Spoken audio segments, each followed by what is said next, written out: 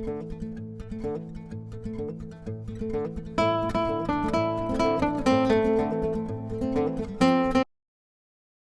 everyone, I hope all of you are doing fine. A lot of times we feel the need of retraining a pre-trained model, and one of the models that we've started using extensively is Google's open sourced BERT model. There are tons of steps involved in terms of pre-processing before you actually start retraining the model. But now, what if I tell you that there is a Python library that takes care of all the pre-processing that you should do before you retrain your own complex model? Well, in today's video, I'll show you the power of an amazing Python library that I've discovered, which is called as ktrain. Ktrain is basically a Python library that makes deep learning and AI more accessible and easier to apply. So without wasting any further time, let's kickstart the video. So the task in hand is to classify reviews into positive or negative sentiment. Before I jump and start the activity, the one thing that I'll do is I'll select GPU. So firstly, I'll require a GPU to retrain the model. So that is something that I'll select from runtime. I'll go to change runtime type and I'll select a GPU from the drop down menu. Now I'll click save. The other thing that is very important in this activity is to link Google Drive with Google Colab. So that is also something that I'll do in this activity. So let me unhide the cell. Let me click on this button. So it's basically allocating a resource for me on Google's server. Now I've been allocated a session which has a GPU. We'll also check if the GPU exists or not. But before that, I'll mount my Google Drive into this Google Colab session. So the way you do that is by pressing this particular icon, which is Mount Drive. So let me click on this. I'll click on Connect to Google Drive. And that's about it. So I have my entire drive content here. So this task is also done. Let me close this. Now I'll start with the activity of retraining a BERT model using ktrain. So let me first install ktrain. The way I would do that is pip install -q ktrain. So yes, the installation is done. Now I'll go forward and import the necessary modules that I require for this activity. So I'll import ktrain. I'll import the text module from ktrain. So the way I would do that is from ktrain import text. I'll also import TensorFlow. I'll import pandas because I'll have to read an Excel file. And I'll also require train test split from sklearn. So that is something that I'll also import as well. So sklearn dot model selection, if I'm not wrong. And then you have train test split. So let me import everything. The imports are done. The other thing that I want to check is if I've been allocated a GPU or not. So let me check this as well. So let me run the command NVIDIA SMI.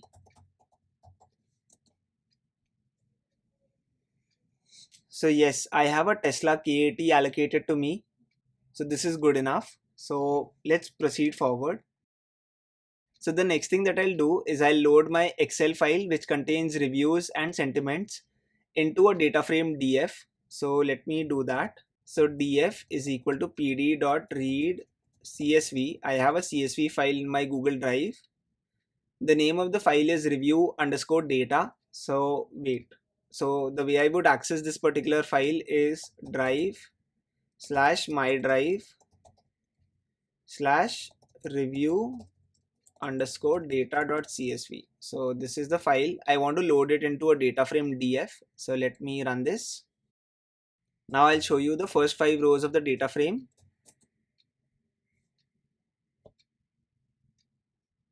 So basically the data frame contains 2 major columns. You have the review column which contains the text regarding different reviews, and you have a sentiment column which is 0 or 1.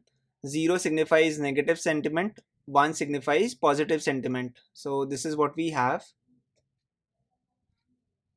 if I show you the distribution of the sentiments as well, so just a sec. So yes, if I say df of sentiment dot value counts, wait, let me show you the shape of the data frame first. So yes, let me show that first. So we have around 5,25,000 rows in this data set and two columns. The two columns are basically sentiment as well as review. So that is what we have. Now I'll show you the overall distribution in terms of positive and negative samples. So I'll say df of sentiment dot value counts. Sorry, I made a mistake here. Sorry. Yeah. So I have a lot of positive reviews and I have good amount of negative reviews as well. So around 82,000 negative reviews and 4,43,000 positive reviews. So I have substantial amount of data for both the classes. So now that I'm clear of what the dataset is all about, let me sample the dataset because I want to show you the power of ktrain and not say essentially train the entire dataset for this particular model, because that would consume a lot of time. So what I would do is I'll sample the dataset first. So I'll create a variable called as df underscore sample, which would basically contain a sampled version of this data frame. I'll take the data frame df, I'll call the sample function. I would say I need around say 10,000 rows, which would be around 0.02% of the actual, or around 2% of the entire data set. So I say frac is equal to 0.02 and I don't want any replacements. So replace is equal to false. And I also define a random state so that I'm able to reproduce the same data set again. So random state is equal to 1. So let me run this.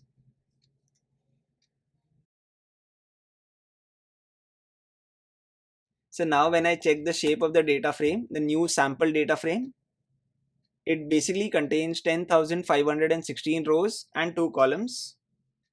And if I look at the distribution, so I'll copy this part here, and if I look at the distribution of the sentiments, so if I say value counts, I have around 8,800 positive reviews and around 1,600 negative reviews. So that is what we have in hand. Now let me create a new variable x for all the reviews and my sentiment would fall into y. So let me say x is equal to df of sample review dot to list, just so that I have a list in hand. So that is why I'm calling the toList function. Now let me show you the first 5 reviews as well. So this is what we have here. Similarly, I'll create a y variable. So y is equal to df of sample sentiment to list. And if I show you the first 5 rows of y as well, so you have 1 0 1 0 1. So that is what we have right now. Now I'll split my data set into train and test. So let me create some new cells here. X train val and test. So I want to create a new validation and testing data set. I have y train and I have y val and test. I call the train test split function. I pass in the x values, the y values, and I say the test size is equal to 0.3. So I want to have 70% for training, 30% for testing and validation. So this is what I have. So I run the cell. So now that this is done, I have to now split my validation and test into actual validation and test. So that is what I'll do here. So x val, x test, y val and y test is equal to train test split again. So I'll copy this here, but this time what I'll do differently is I'll take x test and I'll take x val and test, I'll take y val and test, and now I'll define the test size to be equal to 50%. So 50 in testing, 50 in validation. So that is the split that I'm looking at. Now comes ktrain to our rescue. So I have xtrain, xtest, x validation, y test, y train, and y validation. The only thing that I have to do now is I don't have to worry about any pre-processing that is required if you have to train a new model. All you have to do is something that I'll show you now. So just a sec. So x train and y train is your output that you want after pre-processing that is to be applied. I also pass in x test and y test, and I also define a pre-processing output. So I say pre-proc, and I call the text underscore from underscore array function from the text that I've imported from ktrain. So texts from array. So this is the function that exists. Xtrain. So let me bring this here so that this is visible. So xtrain is equal to xtrain, the capital with a capital X. Just a sec. Xtrain, y train equal to y train, x test is equal to x test, y test is equal to y test. I also define classes now. Class names equal to 0 and 1.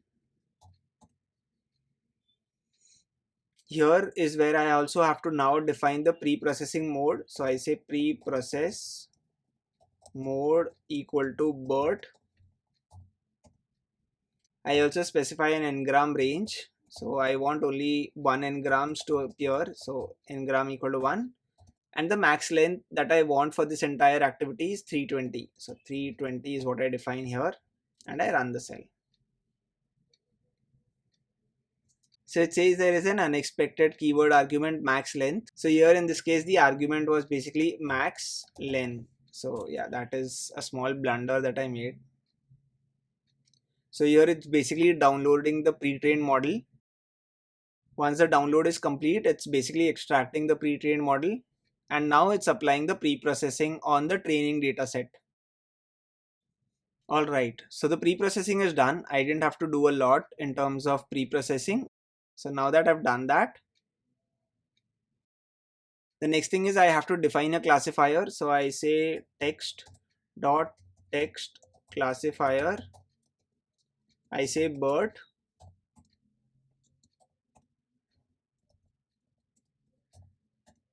I say train data is equal to x train and y train. If you notice here, x initially was capital. Here it's small because it contains all the pre-processing that BERT requires. So that is what we have done here. And I also specify the pre-processing piece, which is again pre-proc equal to pre-proc. So that is what we have here. And I run the cell. So it says xtrain is not defined. But before doing that, I also have to define a variable called as model. So that is what we have here. Oh, sorry, I forgot xtrain should be capital because we've returned x as capital. So that is a small mistake that I made. So xtrain here. So the model is defined. Now I also have to specify the learner object. So let me create some new cells. Yes. So learner is equal to ktrain dot get learner. I have to pass in the model. I have to pass in the training data again, which is ktrain comma ytrain, and finally a batch size for training. So I'll define batch size equal to 8 given it's a k80 that I've been allocated. So yeah, that is something that I'll define. Now I'll show you the summary of the model. So model.summary, if I call this particular function. So this is the entire model. It has so many trainable parameters. So this is what we have here. Now I've defined the model. I've defined a learner object. Now I only want to fit. Now I plan to run this entire activity for one epoch. So the way I would do that is I'll create a variable called as history. I'll say history is equal to learner dot fit one cycle. I'll define the learning rate, which is 1 e minus 5, and I'm specifying 1 for one epoch. So that is what we have. So let me run this. So the process is about to begin. So it says begin training using one cycle policy with a maximum learning rate of 1 e raised to minus 5. So that is what we have.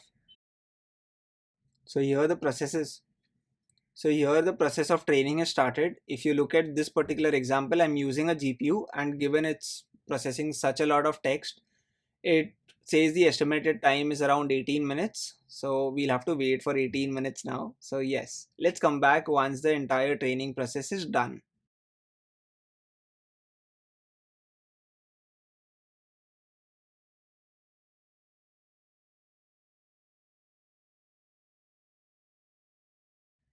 Now that the training is complete, I can clearly see that the accuracy on the training dataset is close to 90%, which is tremendous.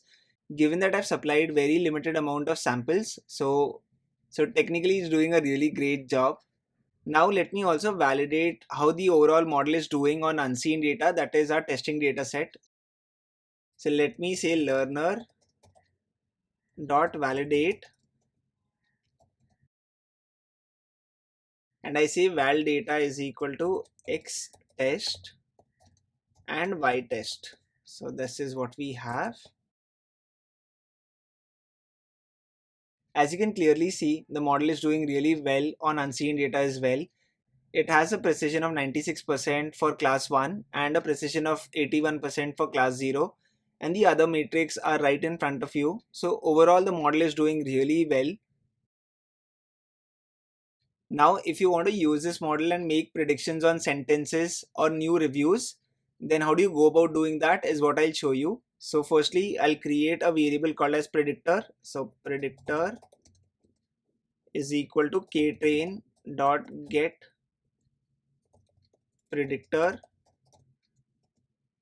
I pass in the model here, which is learner.model, and I also pass in the pre-processing function, which in our case is pre-proc. Now I create a small list, say temp data is equal to, I say temp data is equal to an empty list, and now I'll fill in some values. So first I'll write a positive review. The product was simply amazing. And the second element in the list would be a negative review. The product was extremely terrible. So these are the two inputs that I have, two input sentences. I want to make predictions on them. So now what I'll do is I'll say predictor dot predict, and I'll pass in this particular list that I've created, which is temp underscore data. So let me pass this. So as you can clearly see, the first output is 1, which is positive. The second output is 0, which is negative. So in this video, what I've essentially done is I've retrained the entire BERT model on a new custom data set. I have not spent a lot of time in terms of pre-processing and the other activities that go behind retraining a BERT model. All I've done is I've called some predefined functions which ktrain has created, and it's basically abstracted out most of the heavy lifting that we would have to do if we had to do it on our own. So all of that is kind of now at an abstract level that you have to just call some functions and get the job done. So this is something that I wanted to share with all of you today. A big shout out to the creators of ktrain, and I'll attach the link to the library in the description section of the video. Show some love by starring and forking the repository. This is all that I had in today's video. If you like the content that I create, then it would be super motivating if you can press the subscribe button and also press the bell icon to be notified for future amazing videos that I create. Thank you so much for watching the video.